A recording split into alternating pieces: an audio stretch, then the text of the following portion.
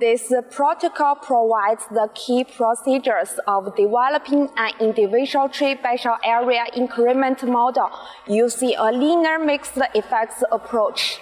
The main advantage of this technique is that it can powerfully analyze data with complex structures in forestry and significantly improve the performance of forest growth models.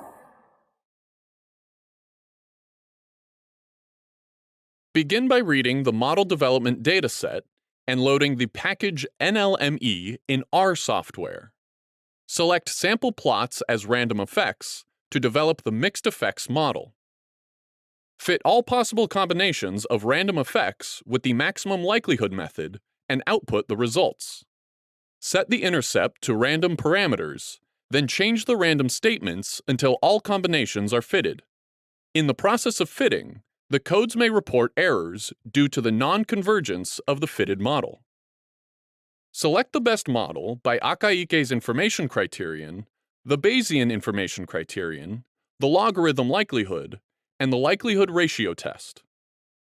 Observe whether the residuals have heteroscedasticity from the residual plot.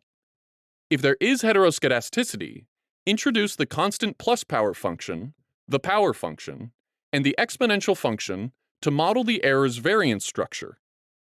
Determine the best variance function for the model according to Akaike's information criterion, the Bayesian information criterion, the logarithm likelihood, and the likelihood ratio test. Next, introduce the compound symmetry structure, first-order autoaggressive.